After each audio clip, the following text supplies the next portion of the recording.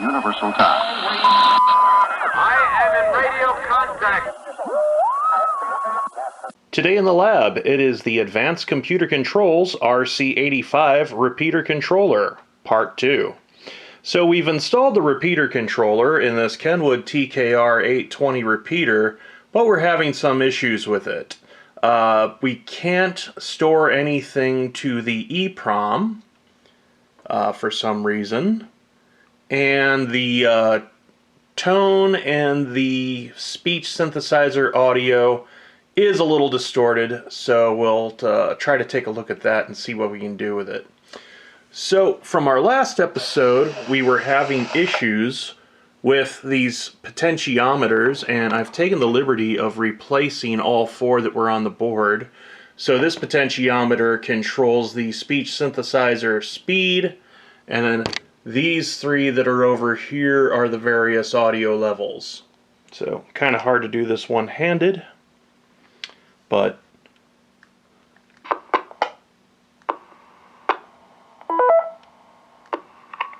so here is me trying to write a new unlock code.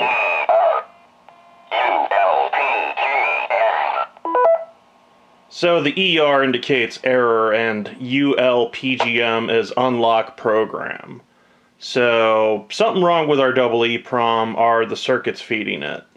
So as it turns out, the 28C64s that I have on hand, somebody actually blacktopped them and tinned the leads, so they're remarked. So we could have the issue that it is the double EEPROM that's bad, or it's the wrong speed grade, or something like that. So I think where I'm going to start is I'm going to put a logic probe on pin 27, which is the right enable signal.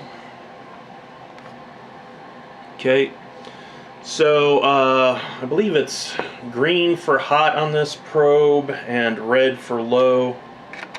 Yeah. And yellow when it's tri-state. So the white blinking there also indicates that we had a logic transition, which that shouldn't be happening just sitting here. So I'll try to input a new unlock code.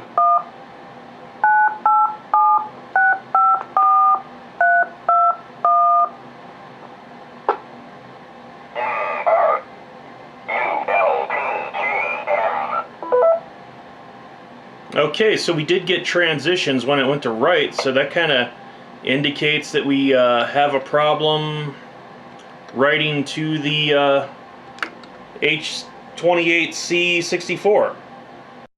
Alright, so I'm going to try transplanting back in the chip that originally came with this controller.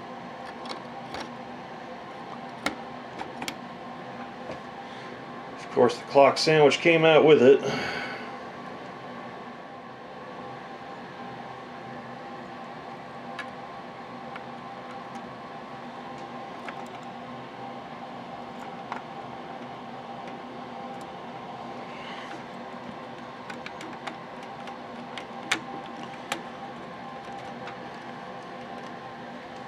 Okay, let's see what that does for us.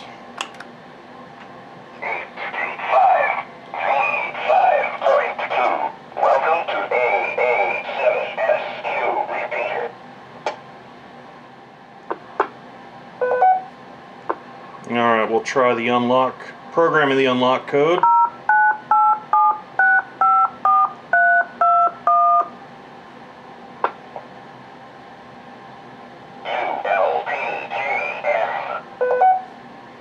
Okay, so it turns out that the problem is actually with these China-sourced AT28C64s. So for whatever reason, the controller can't write to them, so they might not be the exact right part, or someone rebadged some other chip. With the board out of the repeater, I'm going to replace R11 with a potentiometer so I have control over the courtesy tone level. The other resistor here controls the speech synthesizer level. Kind of save money. The designer of the board didn't put potentiometers for either of those levels.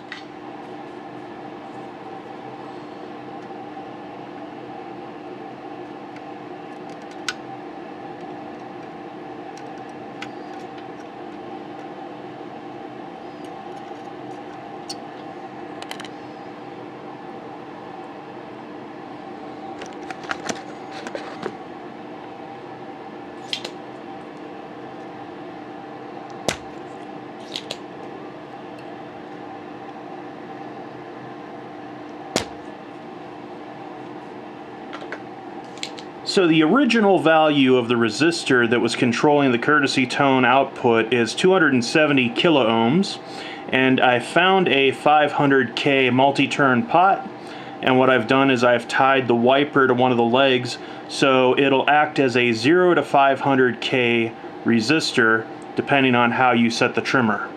For a little bit of extra stability, I've added a dab of crazy glue to the corner here so I could attach it to the chip socket that's right behind it.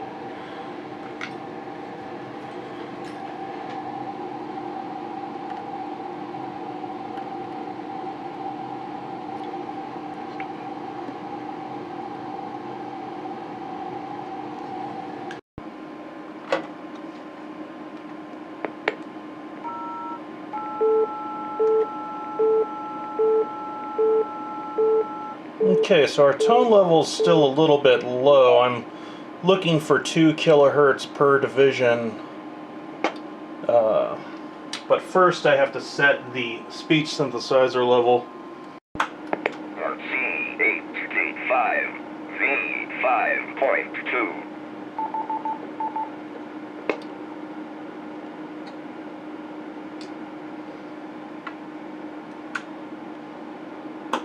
RC-85 V5.2. Okay.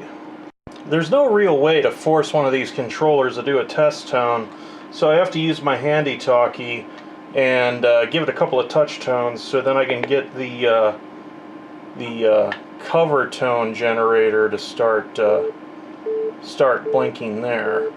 So I want to adjust that so we're at 2 kilohertz deviation, and I can't really do it one-handed, so bear with me.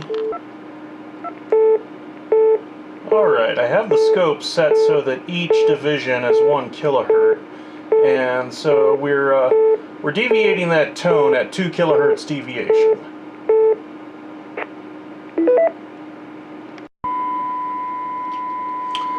So now I am generating a 1 kilohertz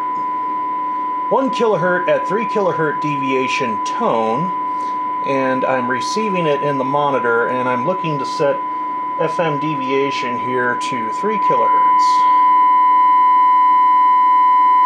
Right about there.